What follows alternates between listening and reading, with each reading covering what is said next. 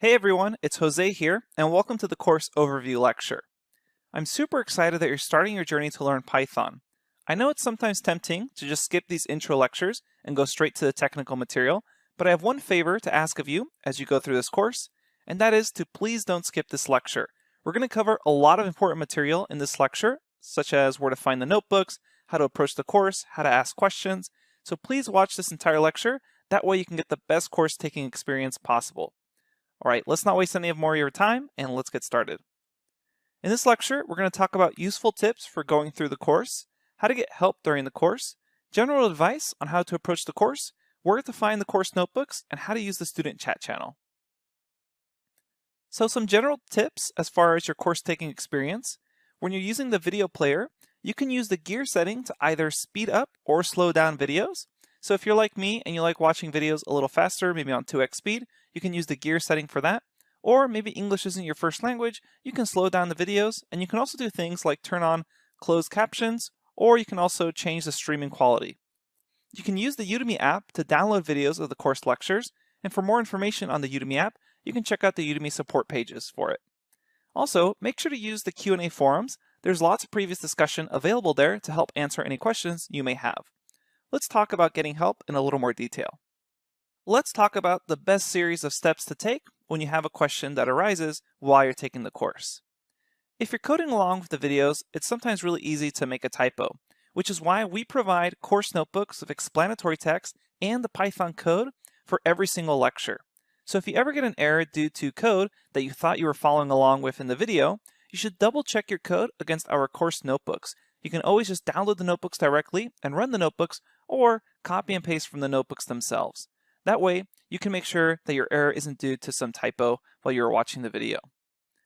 Now, not every single question is going to be directly related to following along with our code, and if you do have a question, sometimes a quick Google search or a Stack Overflow search will get you the answer faster than anyone else could. So I would always recommend doing a Google search or Stack Overflow search, especially if you actually end up getting an error code in Python with maybe some of your own code that you were trying out. Just copy and paste that error code into Google, and a lot of times the very first hit is going to answer your question. Now let's say that still doesn't help you. What you should do is search our Q&A forums in the course. We've had over 250,000 students go through this course, so you can almost imagine that any question possible has already been asked and answered by either myself or our teaching assistants. So you should definitely search the Q&A forums before posting there. Now let's say you have a question on just general course things like how to get a certification or where the Udemy app is. Those kind of things are answered in our FAQ lecture. So we have an article lecture with frequently asked questions that you can check out for useful links and more information. Let's say you did all those steps and you're still confused on something. That's absolutely no problem. We're here to help you. The way to do that is to submit a new question to the QA forums and make sure you provide details on what you've tried, screenshots of your error code, and really as much detail as possible. That way we can help you as quickly as possible. Now let's say you have some sort of platform level issue. For those kind of things, you should email support@udemy.com or go to the Udemy support page and open a new issue there. So platform level issues are things like having video playback issues, questions or issues with your certification, or questions or issues with payments. Those are platform level issues and we can't really help you out. So email support@udemy.com to quickly get help on that. Finally, let's talk about how to approach the course. The best way to approach the course is to really review the notebooks along with the video. The videos are really great, but we want you to leverage the power of the notebooks we have for you. And both beginners and experienced users can really use the notebooks to best suit them. For beginners, I would recommend that you read the extra notes in the notebook as you go along with the video guide. If you're more experienced, what you may want to use notebooks for is to quickly review them and see which parts you may already know or may already quickly feel comfortable with. That way you don't feel slowed down by the videos. So beginners, really use the notebooks, read them well, go along with the video. Experienced users, check out the notebooks first and see if you really need the video. Or it allows you to maybe skip certain parts of the video and go to where you need a little more drilling down in. As far as these course notebooks that we keep mentioning, you should check your automated welcome message for the link to the notebooks. Later on, we're going to review how to actually download and open them in the Running Python Code lecture.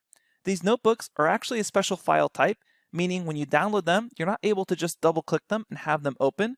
We discuss in a lot more detail throughout the course on how to actually open these notebooks that you've downloaded. The notebooks are hosted on GitHub though, so you'll be able to view them at any time, even without downloading them. The link to download them is also in our FAQ lecture. So either check your welcome message or go to the FAQ lecture for that link. Now let's talk about the student chat channel. There's also a link for our student chat channel in the automated welcome message to join our Discord server.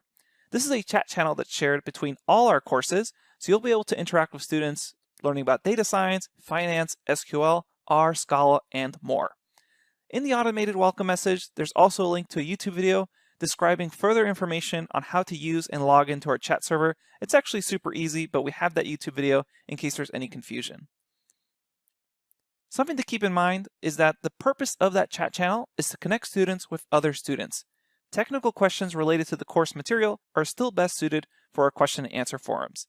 So you should use that chat channel to have fun, engage with other students, but if you're having a problem with a lecture or a topic or concept in the actual course, those questions are best suited for the question and answer forums. And remember, you can always search the question and answer forums for previously posted questions.